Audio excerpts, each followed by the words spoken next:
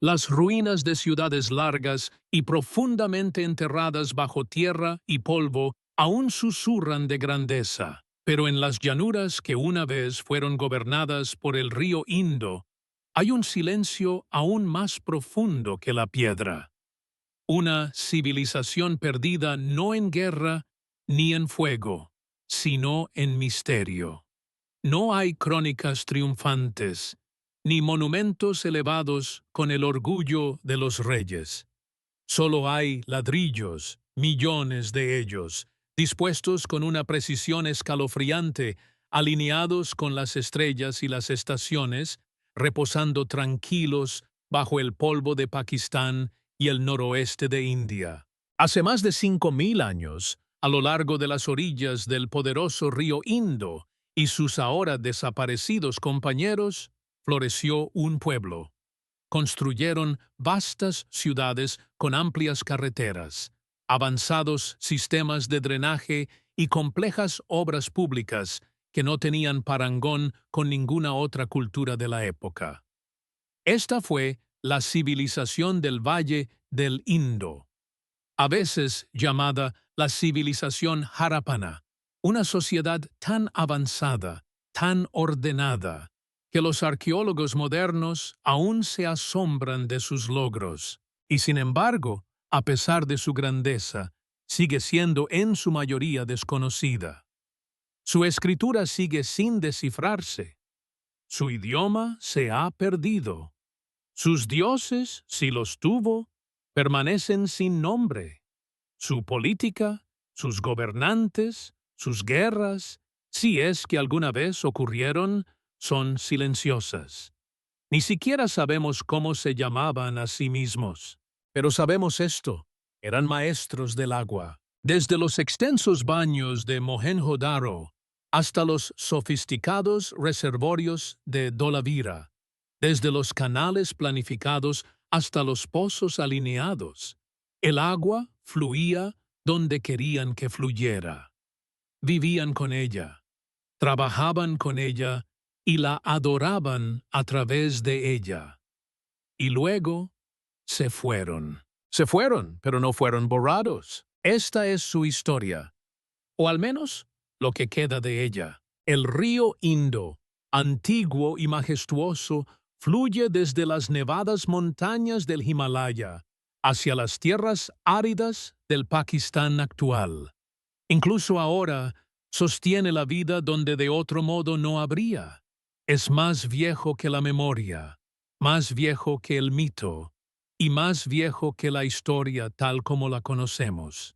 Cuando los primeros arqueólogos tropezaron con extrañas colinas de ladrillos en la región, no se dieron cuenta de que caminaban sobre una de las civilizaciones urbanas más antiguas del mundo, una civilización tan antigua como Egipto y Mesopotamia, pero mucho menos comprendida. En 1921, Daya Ram Sahni, un oficial del Servicio Arqueológico de la India, comenzó a excavar el sitio de Harappa, un lugar ya señalado en los mapas coloniales de ferrocarriles.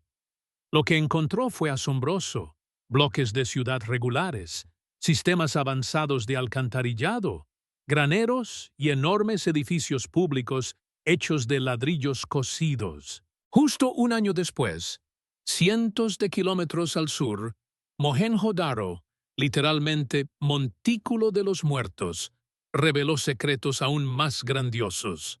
Construida con precisión matemática, la ciudad se encontraba sobre enormes plataformas de ladrillo de barro para protegerla contra las inundaciones.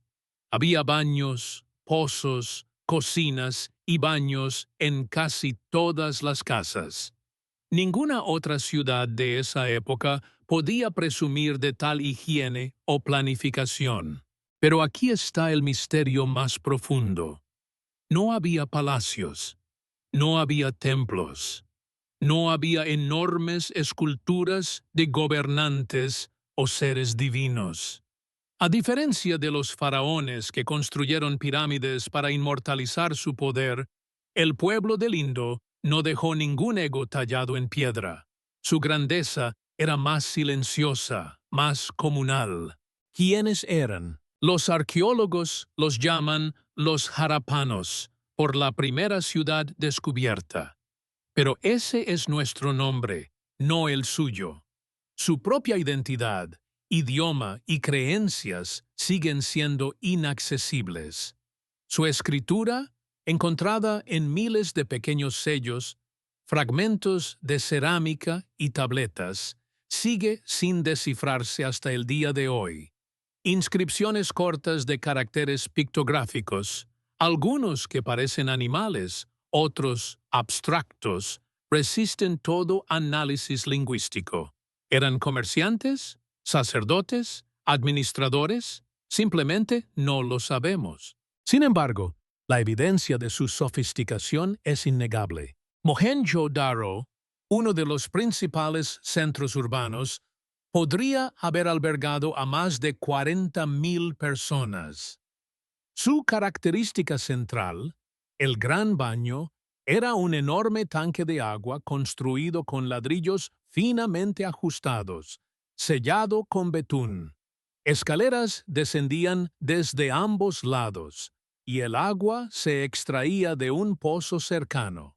Cerca, filas de vestuarios sugieren baños rituales o ceremonias públicas. Al norte del baño se encontraba el granero, un vasto complejo que se cree almacenaba alimentos para la ciudad. Algunos investigadores sugieren que pudo haber servido como un almacén para los impuestos en grano, lo que implicaría alguna autoridad central de algún tipo. Sin embargo, una vez más, no aparecen nombres reales ni estatuas de reyes. Si hubo gobernantes, gobernaban con anonimato, o tal vez con consenso. A través de los valles fluviales, otros sitios revelan más pistas. Dholavira, ubicado en el Rann de Kutch, en el actual estado de Gujarat, India, muestra una ciudad dividida en varias secciones, una ciudad alta, una ciudad media y una ciudad baja, con anchas carreteras y un sistema de reservorios de piedra. Su gestión del agua fue particularmente impresionante. La recolección de aguas pluviales, los diques de piedra y una serie de reservorios conectados aseguraban acceso durante todo el año a agua limpia en un paisaje árido. El agua no era solo una necesidad, era central para la vida, la organización y quizás incluso la espiritualidad. Comparen esto con las civilizaciones de la misma época. En Egipto, los ciclos de inundación del Nilo regían la agricultura y el calendario. En Mesopotamia, los ríos Éufrates y Tigris permitían la irrigación, pero también traían caos y destrucción. Los harapanos, en contraste, parecen haber abrazado una relación más equilibrada con sus ríos. No solo sobrevivían en las llanuras aluviales, sino que prosperaban y comerciaban. Los harapanos no estaban aislados. Sus productos, cuentas de cornalina, sellos grabados, marfil y cerámica, llegaron tan lejos como Mesopotamia. Los registros sumerios mencionan una tierra distante llamada Meluhá, que muchos académicos creen que corresponde a la región del Indo. Incluso se han encontrado sellos harápanos en las ruinas mesopotámicas, lo que sugiere contacto directo o indirecto. ¿Qué estaban comerciando? Algodón, por un lado. Podrían haber sido los primeros en el mundo en cultivarlo y hilarlo. También madera, piedras semipreciosas y quizás grano. Sus pesos y medidas estandarizados, hechos de sílex, muestran una consistencia notable en toda la región, lo que indica una administración compleja y redes comerciales extendidas. Pero más allá de la economía y la planificación urbana, ¿qué había en sus mentes? ¿Qué creían? ¿Qué temían? ¿Adoraban dioses o ancestros o estrellas? Algunos de sus sellos representan animales, elefantes, tigres, criaturas similares a unicornios, e incluso lo que parece ser una figura yogi sentada en postura de loto, rodeada por bestias. Algunos académicos sugieren que esta podría ser una forma temprana de Shiva, una de las deidades principales del hinduismo. Otros advierten contra leer creencias posteriores en símbolos antiguos. También está la cuestión del Sarasvati, un poderoso río elogiado en el antiguo Rigveda, pero ausente en la geografía moderna. Las imágenes satelitales y los estudios geológicos sugieren que un río fluía una vez por lo que ahora es el lecho seco del Gagar Hakra, paralelo al Indo. Muchos sitios del Indo se encuentran a lo largo de este antiguo río. ¿Era este el sagrado Sarasvati? Y si lo era, ¿qué le sucedió?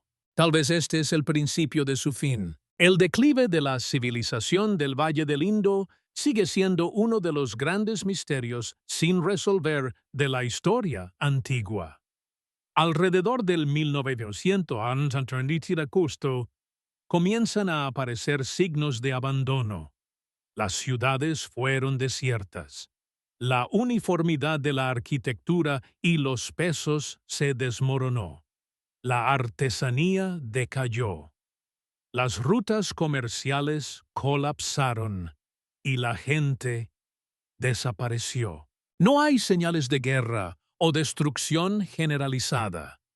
No hay fosas comunes. No hay evidencia de conquista.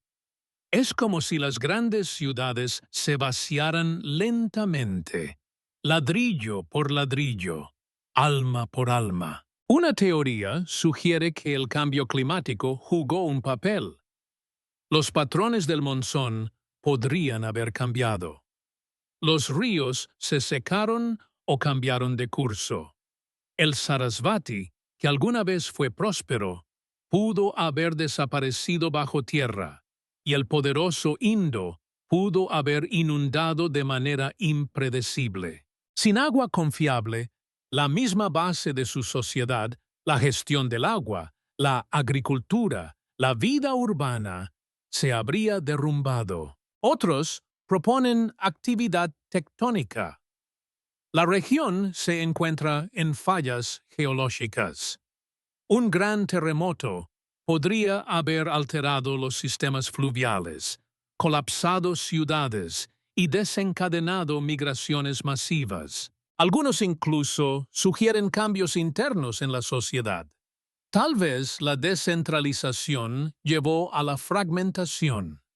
A medida que las redes comerciales fallaban, las ciudades ya no pudieron sostener sus economías complejas. Pero todo esto es especulación. Lo que es cierto es que los harapanos no desaparecieron sin dejar rastro. Sus descendientes pueden haberse desplazado hacia el este, hacia las llanuras del Ganges. Pueden haberse fusionado con otras comunidades, llevando consigo su conocimiento de la planificación urbana y la gestión del agua. Ecos de su cultura persisten en las tradiciones posteriores de la India, en símbolos, rituales y quizás incluso en la idea de que el agua es sagrada. Su historia, una vez enterrada bajo siglos de polvo, aún está emergiendo. Y recién estamos comenzando a entender su profundidad.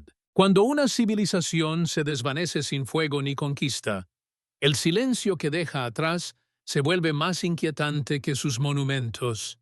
La civilización del Valle del Indo, aunque despojada de una voz clara, persiste en el suelo, en el patrón de ladrillos, en las antiguas líneas de drenaje que una vez guiaron el agua vital a través de ciudades bulliciosas. A medida que los arqueólogos e historiadores intentan reconstruir la narrativa de este imperio olvidado, se enfrentan constantemente a una realidad frustrante. Gran parte del mundo del Indo sigue siendo invisible para nosotros, no porque no esté allí, sino porque aún no sabemos cómo verlo. Uno de los aspectos más desconcertantes de los habitantes del Indo es su escritura. Miles de artefactos, sellos, cerámica, tabletas, amuletos, llevan pequeñas inscripciones en lo que parece ser un sistema de escritura formalizado. Sin embargo, a pesar de más de un siglo de estudios, ningún erudito ha logrado descifrarlo de manera concluyente. La escritura está compuesta por símbolos pictográficos, a veces dispuestos de izquierda a derecha, otras veces de derecha a izquierda, a menudo en secuencias cortas de 5 a 7 caracteres. Algunos parecen animales o herramientas, otros son abstractos. No se asemejan a ningún grupo lingüístico conocido con suficiente claridad. Y lo más importante, carecemos de una inscripción bilingüe, una piedra de Rosetta, que nos permita descifrar su significado. Este silencio nos ha costado mucho. Sin acceso a su lengua, estamos ciegos a su literatura, sus leyes, sus oraciones, su historia. ¿Existieron poetas que capturaron las inundaciones del Indo en verso? ¿Registraron los escribas el ascenso y caída de los líderes? ¿O marcaron el paso de las estrellas? ¿Fueron sus dioses fieros o amables? ¿Sus mitos historias de creación o advertencias grabadas en la memoria? No lo sabemos. El lenguaje de los harapanos sigue siendo un libro cerrado en una biblioteca de polvo. A pesar de la ausencia de palabras, sus ciudades hablan a través de su diseño. Mohenjo-Daro, Harappa, Lothal, Dholavira, cada una sigue una estricta disposición en cuadrícula, lo que sugiere un conocimiento avanzado de ingeniería civil. Las calles se cruzan en ángulos rectos. Los edificios son de dimensiones uniformes de ladrillo, y los vecindarios parecen haber sido zonificados para funciones específicas. No hay un crecimiento desordenado, ni caos abarrotado. Estas eran ciudades planificadas, posiblemente las primeras de su tipo. En Mohenjo-Daro, las casas tenían acceso a agua limpia a través de pozos privados, y casi todas las casas tenían un baño conectado a un sistema central de drenaje. Los desagües estaban cubiertos y canalizaban los desechos fuera de la ciudad. Algunas casas tenían baños en los pisos superiores que vaciaban en conductos verticales, la plomería interior más antigua conocida. El nivel de planificación cívica, especialmente en lo relacionado con el agua y el saneamiento, no se igualó hasta el Imperio Romano, más de 2000 años después. Los sistemas de agua de Dholavira son particularmente asombrosos. Ubicada en una zona desértica con poca lluvia, la gente de Dholavira construyó enormes reservorios, presas y canales de aguas pluviales para capturar y almacenar cada gota de agua que pasaba por la región. Algunos de los tanques de agua eran tan grandes y cortados con tanta precisión en piedra que aún retienen lluvia hoy en día. Su ingenio les permitió prosperar en una tierra árida al convertir el agua en riqueza. No eran solo ingenieros, eran hidrólogos. En la ciudad portuaria de Lothal, los harapanos pudieron haber construido uno de los primeros astilleros conocidos del mundo. Situada cerca del Golfo de Kambat, en el actual estado de Gujarat, India, Lothal estaba conectada por un canal con vías fluviales navegables. Los arqueólogos descubrieron una gran cuenca rectangular con paredes de ladrillos cocidos que creen que se usaba para amarrar barcos. Si esto fue realmente un muelle funcional, entonces los harapanos no solo eran comerciantes, sino también marineros. Pero ¿con quién comerciaban? En tabletas mesopotámicas de alrededor del 2300, los sumerios se refieren a una tierra llamada Meluha, una región distante y rica conocida por sus maderas exóticas, lapislázuli, cornalina y marfil. Muchos académicos coinciden en que Meluha hace referencia a la región del Indo. Se han encontrado cuentas de cornalina harápanas tan lejos como Mesopotamia, y un sello cilíndrico mesopotámico muestra lo que parece ser un comerciante de Meluja, barbudo, vestido con una túnica de un solo hombro y llevando productos comerciales. También se han descubierto pesos y medidas harápanos en la región, lo que sugiere sistemas comerciales establecidos y tal vez incluso comerciantes bilingües que podían navegar por las barreras culturales. Los harapanos no solo exportaban, también absorbían y se adaptaban. Sus ciudades muestran evidencia de influencias externas, incluidos materiales de regiones distantes, pero la identidad central permaneció distinta. Nunca imitaron el monumentalismo de Egipto ni las pirámides de Mesopotamia. En cambio, se enfocaron hacia adentro, en la vida doméstica, la salud pública, la regulación del comercio y la comunidad. No era una civilización obsesionada con la guerra o la realeza divina. No hay espadas, ni fortalezas, ni tumbas reales con máscaras de oro. En cambio, encontramos juguetes, juegos, figurillas y herramientas cotidianas, artefactos que sugieren una sociedad preocupada por la vida práctica, el ocio y el equilibrio. Entre sus creaciones más enigmáticas se encuentran los sellos, pequeñas tabletas talladas, generalmente hechas de esteatita. Estos sellos a menudo representan animales reales y mitológicos: toros, elefantes, rinocerontes, cocodrilos y una misteriosa bestia similar a un unicornio encontrada en cientos de sellos. Muchos también muestran figuras humanas o divinas sentadas en posturas yogis, rodeadas de animales, lo que posiblemente indique una autoridad chamánica o espiritual. Algunos sellos pudieron haber sido utilizados para el comercio, estampados en productos, mientras que otros pudieron haber tenido importancia ritual o simbólica. Sus motivos recurrentes insinúan un marco cultural o religioso compartido, pero uno que solo podemos vislumbrar a través de un vidrio oscuro. Luego, como una marea que se retira, la civilización comenzó a desvanecerse. Entre 1900 y 1337,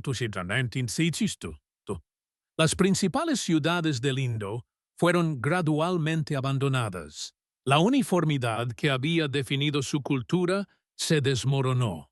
Las rutas comerciales colapsaron. La calidad artística decayó.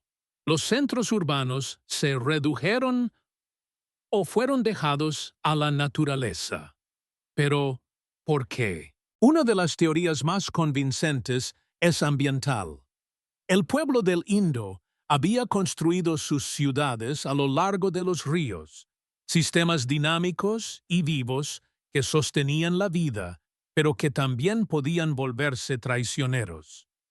Los estudios geológicos sugieren que enormes cambios en el ciclo del monzón podrían haber debilitado o desaparecido por completo, reduciendo las precipitaciones durante siglos. Ríos como el Ghaggar Hakra, identificado por algunos como el antiguo Sarasvati, se secaron.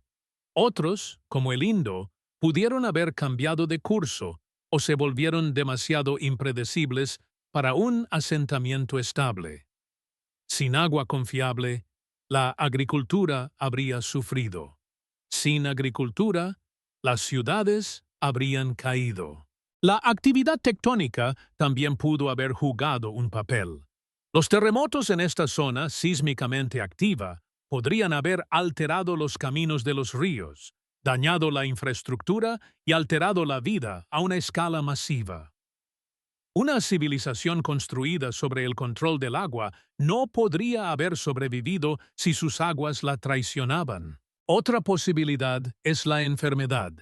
La densidad urbana y el agua estancada, aunque esenciales para la vida, también albergan peligros. No hay evidencia directa de epidemias, pero el rápido declive de una ciudad como Mohenjo-Daro sugiere una despoblación rápida. ¿Fueron estas personas golpeadas por enfermedades, hambrunas o un colapso interno? La verdad sigue siendo esquiva. Algunos académicos señalan la migración. El Valle del Indo no era una burbuja aislada, sino parte de una red más amplia de culturas. A medida que aumentaba el estrés ambiental, las comunidades pudieron haberse movido hacia el este, hacia la fértil llanura del Ganges, donde comenzaron a surgir nuevos asentamientos. Con el tiempo, los descendientes del pueblo del Indo pueden haberse fusionado con otras poblaciones, llevando consigo su conocimiento de la planificación urbana, la agricultura y la espiritualidad. En los siglos que siguieron surgieron nuevos patrones culturales en Asia del Sur. La Edad Védica, marcada por la llegada de los hablantes de lenguas indoeuropeas y la composición de himnos sagrados, remodeló el paisaje religioso y social. Pero si estos nuevos pueblos coexistieron con los restos de la civilización del Indo o los reemplazaron completamente, sigue siendo un tema de intenso debate. Lo que está claro es que la historia de la antigua India no es de un reemplazo simple, sino de capas, civilizaciones que surgen, desaparecen e influyen unas a otras de formas invisibles. Hoy, el legado de los harapanos vive en el subconsciente del sur de Asia. La reverencia por los ríos, la importancia de la limpieza ritual con agua, los diseños en cuadrícula de los antiguos templos, el uso de terracota, los animales simbólicos de la mitología hindú. Todos pueden llevar ecos débiles de este mundo perdido, pero son solo susurros. La verdadera voz del pueblo del Indo permanece atrapada detrás de signos no descifrados y enterrada en ladrillos rotos. Aún así, su silencio habla. Nos dice que la grandeza no siempre se anuncia a través de estatuas de mármol o conquistas. A veces yace en cómo un pueblo vive con la naturaleza, no dominándola, sino adaptándose a ella, canalizándola y honrándola. Los harapanos no tallaron sus nombres en la historia con sangre y fuego. Construyeron con agua, vivieron con agua y desaparecieron como el agua, dejando solo la forma de su ausencia. Siglos después de que se colocara el último ladrillo en Mohenjo-Daro y mucho después de que el último desagüe de Dholavira dejara de canalizar el agua de lluvia, el mundo olvidó la civilización del Indo. A diferencia de Egipto y Mesopotamia, cuyos monumentos se alzaron desafiante hacia el futuro, las ciudades del Valle del Indo fueron tragadas por la tierra. Los árboles crecieron sobre ellas. La arena las cubrió. Sus ríos, una vez amplios y que daban vida, se secaron o cambiaron más allá del reconocimiento. Sin los nombres de los reyes tallados en piedra ni las epopeyas transmitidas en textos sagrados, la gente del Indo se desvaneció de la memoria. Se convirtieron en sombras bajo el arado. Cuando los británicos colonizaron el subcontinente indio en el siglo XIX, caminaron inconscientemente sobre los restos de este antiguo mundo. Los ingenieros británicos que construían ferrocarriles en las regiones de Punjab y Sindh desenterraron extraños ladrillos, uniformes, cosidos y anormalmente precisos. En lugar de reconocer su importancia histórica, muchos de estos ladrillos fueron llevados y utilizados como material de construcción para las vías y edificios. No fue hasta la década de 1920 que John Marshall y otros arqueólogos se dieron cuenta de que estaban tratando con una civilización previamente desconocida, una que precedía a los Mauryas, los Guptas e incluso la temprana Edad Védica. El descubrimiento de Mohenjo-Daro y Harappa cambió el paisaje histórico del sur de Asia. Estos no eran simples restos de aldeas, eran vastas ciudades con ciudadelas, graneros, pesos estandarizados y evidencia de comercio a larga distancia. Las líneas de tiempo de la civilización humana fueron revisadas. De repente, el subcontinente indio ya no era un receptor pasivo de cultura desde Occidente. Era uno de sus primeros innovadores. Pero con el reconocimiento vino otra realización. Entendimos casi nada sobre ellos. A pesar de los avances en la arqueología, gran parte del misterio que rodea a la civilización del Indo sigue sin resolverse. Cada excavación, cada artefacto, cada descubrimiento nos acerca un poco más a comprender cómo vivían y cómo pensaban. Pero las respuestas completas siguen eludiéndonos. Su escritura sigue siendo uno de los grandes enigmas sin resolver, un conjunto de símbolos que, por ahora, sigue siendo incomprensible. A lo largo de los años, muchos han intentado descifrar los signos, pero hasta ahora el misterio permanece. Sin embargo, lo que es indiscutible es su capacidad para crear una sociedad que, en muchos aspectos, parece haber estado miles de años adelante de su tiempo. La forma en que planificaron sus ciudades, gestionaron el agua y organizaron sus economías y vida cotidiana nos habla de un nivel de sofisticación que a menudo nos resulta asombroso. Este pueblo comprendió la importancia del equilibrio con la naturaleza, la necesidad de vivir en armonía con los elementos que les rodeaban y la importancia de las relaciones sociales y la cooperación. Aunque la civilización del Valle del Indo desapareció misteriosamente, su legado sigue vivo, no solo en las ruinas de sus ciudades, sino también en la cultura de la región que aún hoy se encuentra impregnada de los valores que ellos defendieron. A medida que avanzamos en el siglo XXI, cuando nos enfrentamos a problemas globales como el cambio climático, la escasez de agua y el agotamiento de recursos naturales, las lecciones del pasado, particularmente las de los harapanos, se vuelven más relevantes que nunca.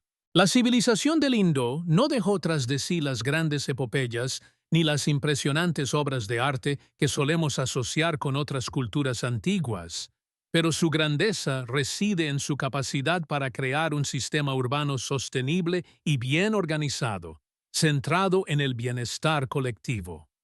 Mientras que otras civilizaciones buscaban la gloria a través de la guerra o la construcción de monumentos grandiosos, los harapanos encontraron su grandeza en la gestión eficiente de los recursos naturales y en la construcción de una infraestructura que aseguraba la calidad de vida para todos. Sus innovaciones en términos de planificación urbana, sistemas de drenaje y almacenamiento de agua nos muestran que su verdadera riqueza estaba en el orden y en el respeto por el entorno. En un tiempo en que la supervivencia dependía de la relación con el medio ambiente, los harapanos supieron vivir con lo que les ofrecía la tierra sin agotarla. Este equilibrio con la naturaleza es un recordatorio importante de cómo las sociedades pueden prosperar de manera armoniosa si se mantienen alineadas con los ritmos naturales del mundo. Y aunque sus ciudades fueron abandonadas y sus nombres olvidados, el concepto de una sociedad organizada, ecológica y centrada en el bienestar común permanece en nuestra memoria colectiva. Nos invita a reflexionar sobre qué tipo de legado estamos creando nosotros y cómo las decisiones que tomamos hoy afectarán a las generaciones futuras. La civilización del Valle del Indo nos ofrece una lección invaluable sobre el equilibrio. En lugar de tratar de conquistar la naturaleza, como tantas otras culturas lo hicieron, los harapanos desarrollaron un enfoque más respetuoso y sostenible. Ellos no solo dominaban la tecnología de su tiempo, sino que también comprendían profundamente el flujo de los recursos, como el agua, que sustentaba tanto sus ciudades como sus campos. A través de una ingeniosa gestión del agua, que incluía reservorios, presas y canales, garantizaban la provisión de este recurso esencial durante todo el año. Esta atención al detalle, al igual que la planificación de sus ciudades con calles y drenaje bien organizados, revela una sociedad que priorizaba la cooperación y el bienestar colectivo sobre el poder individual o la expansión militar. Más que cualquier monumento o inscripción, la verdadera grandeza de los harapanos se encuentra en los vestigios de sus ciudades. Ciudades que respiraban con las estaciones, que fluían con el agua, que se adaptaban a las necesidades de todos sus habitantes. Sin faraones que construyeran pirámides o emperadores que erigieran estatuas de oro, los harapanos dejaron una huella más discreta, pero no menos significativa. Crearon una civilización que no se definía por la opulencia, sino por la estabilidad, el orden y la armonía. Sus casas, que disponían de sistemas de drenaje y acceso a agua potable, no eran un lujo, sino una necesidad fundamental para su forma de vida. Lo que los harapanos comprendieron y lo que nos transmiten a través de sus restos es que la grandeza no siempre es visible, no siempre se mide por los monumentos que dejamos atrás o por las riquezas que acumulamos. En su lugar, nos enseñaron que la verdadera grandeza de una civilización se mide por su capacidad para adaptarse al entorno, para vivir en armonía con el mundo natural y para crear sistemas que aseguren la equidad y el bienestar para todos. En un mundo que se enfrenta a crisis ambientales, sociales y económicas, este legado resuena con una urgencia renovada. Hoy, a medida que luchamos con problemas globales como la escasez de agua, el cambio climático y la creciente desigualdad, podemos mirar hacia la civilización del Valle del Indo como una fuente de inspiración. Su énfasis en la sostenibilidad, en la planificación cuidadosa y en la cooperación comunitaria ofrece lecciones cruciales para el futuro. No se trataba solo de tecnología avanzada o estructuras impresionantes, sino de un enfoque integral para vivir con el entorno y no en contra de él. Si podemos aprender a aplicar esas lecciones en nuestro propio tiempo, tal vez podamos comenzar a construir un futuro más equilibrado y armonioso, tal como lo hicieron los harapanos hace miles de años. A diferencia de la piedra de Rosetta que descifró el egipcio antiguo, o de las tabletas de arcilla que revelaron la escritura cuneiforme sumeria, no ha surgido ninguna inscripción bilingüe para descifrar la escritura del Indo. La brevedad de las inscripciones, la ausencia de textos largos y la dirección no decidida de la escritura complican todos los esfuerzos. Cientos de eruditos, lingüistas, epígrafes, científicos informáticos han intentado descifrar el código. Algunos sugieren que la escritura podría representar un proto-dravídico, vinculándola con el tamil u otras lenguas del sur de la India. Otros argumentan que podría no ser siquiera un lenguaje verdadero, sino un sistema de símbolos parecido a logogramas o marcas religiosas. Sin un consenso, el debate continúa, y los harapanos siguen en silencio.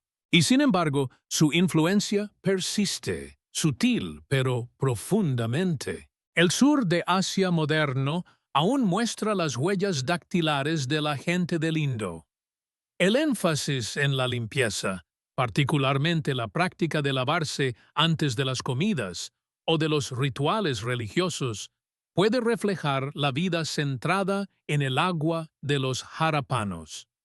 El uso de pulseras de terracota, figurillas y juguetes persiste en los mercados rurales. Incluso la preferencia por diseños simétricos, patios y arquitectura alineada en las casas tradicionales de la India podría rastrearse hasta los principios de planificación urbana de Harappa y Mohenjo-Daro. También pueden persistir ecos religiosos. La imagen de una figura sentada en postura yogi en varios sellos, a menudo rodeada por animales, ha llevado a algunos a especular sobre una forma proto de Shiva o un precursor de la tradición yógica. Aunque tales afirmaciones siguen siendo especulativas, plantean preguntas fascinantes sobre la continuidad de los marcos culturales y espirituales.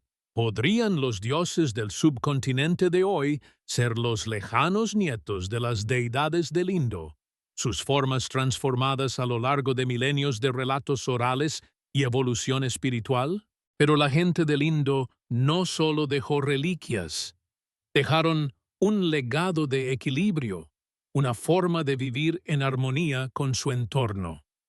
En una era antes del control climático, el plástico y las máquinas industriales construyeron ciudades que se mantenían frescas en el verano y drenaban durante el monzón. Sus casas tenían ladrillos estandarizados y sistemas de ventilación. Las obras públicas servían a todos los niveles de la sociedad, no solo a la élite. No hay evidencia de grandes palacios ni tumbas reales. El poder, si existía, no se manifestó en opulencia, se manifestó en el orden. Este rastro igualitario, ciudades construidas no alrededor de tronos, sino alrededor de pozos, ha llevado a muchos a creer que la civilización del Valle del Indo pudo haber practicado una forma única de gobierno.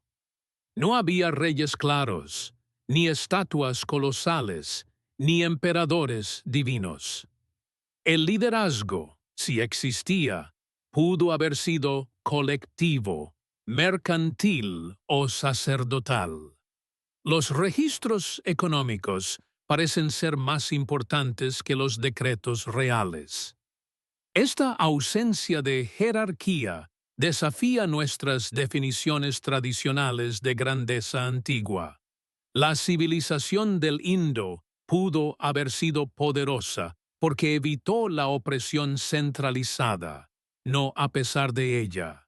Sin embargo, esa misma fortaleza pudo haberla hecho vulnerable al colapso. Cuando llegó la crisis, ya fuera ambiental o económica, una sociedad descentralizada pudo haber carecido de los mecanismos para responder de manera uniforme. Cada ciudad pudo haber enfrentado sus propias luchas, adaptándose a su manera o fracasando en solitario. Algunas fueron abandonadas gradualmente, otras muestran signos de una salida apresurada. Es posible que, en lugar de caer con un estruendoso choque, la civilización del Indo se evaporara lentamente, como la niebla matutina que se disuelve bajo un sol implacable. Hoy, estamos en un momento de la historia en que las lecciones de la gente del Indo son más relevantes que nunca. A medida que las sociedades modernas enfrentan temperaturas más altas, lluvias erráticas, infraestructuras colapsadas y escasez de agua, nos vemos forzados a confrontar el mismo desafío. ¿Cómo vivimos con el agua? No en contra de ella. Los harapanos no tenían nuestra tecnología, pero sí poseían sabiduría nacida de la atención. Observaban la naturaleza, mapeaban las llanuras aluviales, ingeniaban casas y ciudades no para desafiar al monzón, sino para recibirlo y canalizarlo. Donde nosotros construimos barreras, ellos construyeron flujo. Donde nosotros perseguimos la dominancia, ellos buscaron el equilibrio. Su civilización una vez invisible bajo el suelo, ahora emerge como un espejo, reflejando tanto nuestra arrogancia como nuestro potencial. Los esfuerzos arqueológicos continúan hasta el día de hoy, revelando nuevas capas del misterio del Indo. Las excavaciones en Rakhigarhi, Virana y otros sitios en India han retrasado los orígenes de la civilización hasta el 7000 y Cristo, lo que sugiere que lo que llamamos la civilización del Valle del Indo puede ser solo un capítulo de una tradición aún más antigua de asentamiento e innovación. Los estudios genéticos han mostrado que los harappanos contribuyeron significativamente a la ascendencia de los modernos surasiáticos, tendiendo un puente entre la edad neolítica y la edad védica.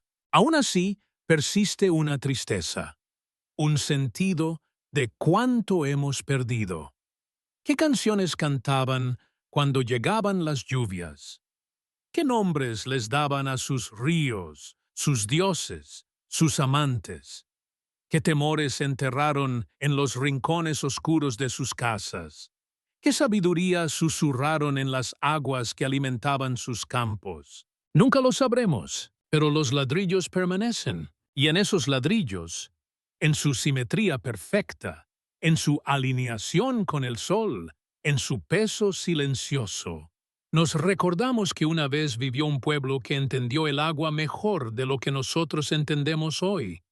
No eran conquistadores, no eran emperadores, no eran guerreros, eran maestros del agua.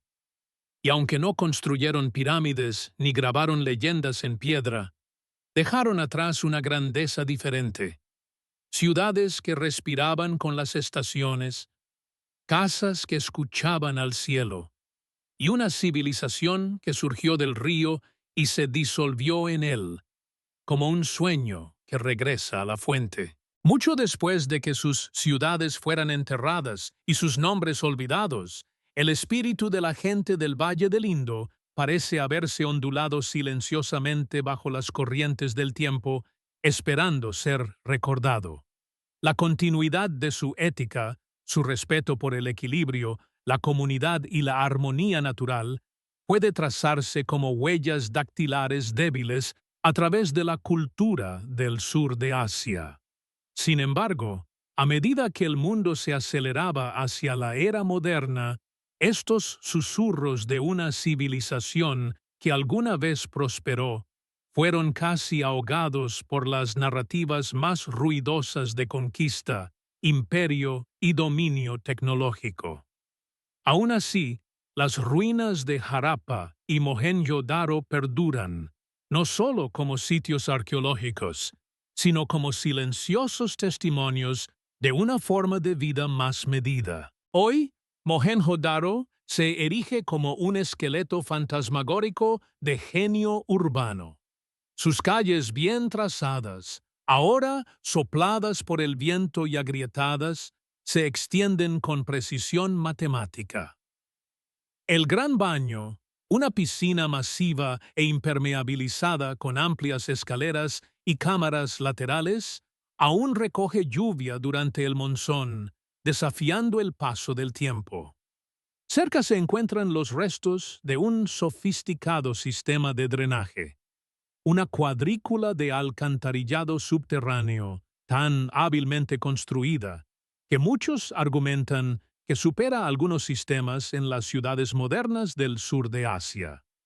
Y luego, por supuesto, están los graneros y almacenes, estructuras construidas no para la grandeza, sino para el servicio a la gente.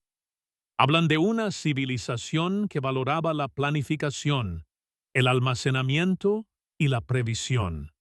Una civilización que, a su manera silenciosa, no se preparó para la dominación sino para la sostenibilidad. En un mundo cada vez más definido por la escasez de agua, comida y espacio, el modelo harappano se vuelve inquietantemente presciente. No agotaron sus recursos, los gestionaron. No lucharon por los ríos, los dominaron. Donde tantas culturas antiguas celebraron el poder militar, la gente del Indo pareció celebrar la ingeniería, la medición y la responsabilidad cívica. ¿Qué tipo de sociedad valora ladrillos de tamaño estándar por encima de espadas?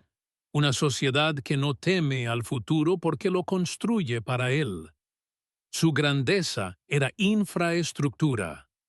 Era sutil, pero profundamente arraigada.